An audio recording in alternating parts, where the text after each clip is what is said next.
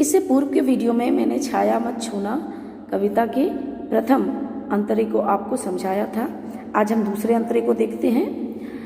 यश है न वैभव है, मान है न सरमाया, जितना ही दौड़ा तू उतना ही भरमाया।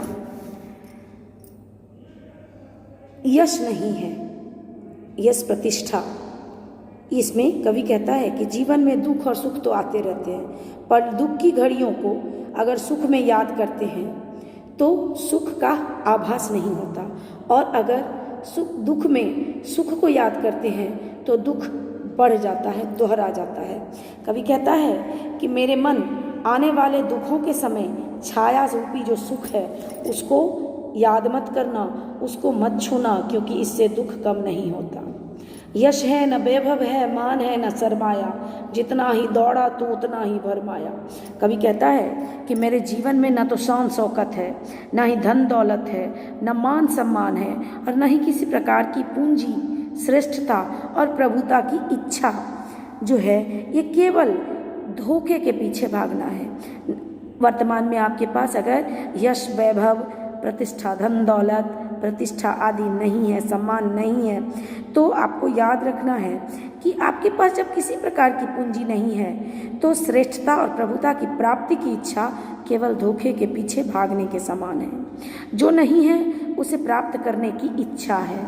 प्रभुता का शरण बिंब केवल मृग तृष्णा है। और कवि कहता है कि ये प्रभुता, प्रभुत्व, प्रतिष्ठा को प्राप्त करने की इच्छा जो है ये मृग तृष्णा है। हरिण की नाभि में कस्तूरी होती है, उसकी सुगंध से वो व्याकुल रहता है।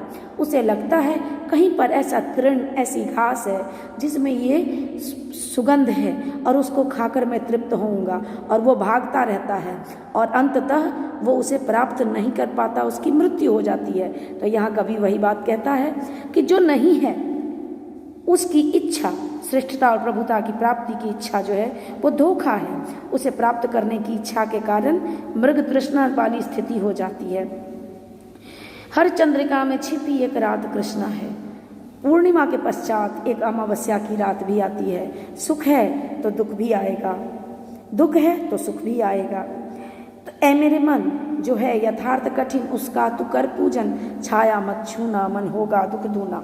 यहाँ कवि कहता है कि तुम यथार्थ जो है वो मुश्किल है, जो सत्य है वो कठिन है, लेकिन फिर भी तुम उसको, उसकी पूजा करो, उसका वरण करो, कठोर परिश्रम करो, जीवन को सुखी बनाने की चेष्टा करो, न कि बीते हुए सुख को याद करके वर्तमान के दुख को और अधिक बढ़ाओ। ये अनुचित है। कृष्णा शब्द का अर्थ है अमावस्या, और यथार्थ यहाँ जीवन की सत्यता का बोधक है। धन्यवाद। अगले वीडियो में देखेंगे अगला।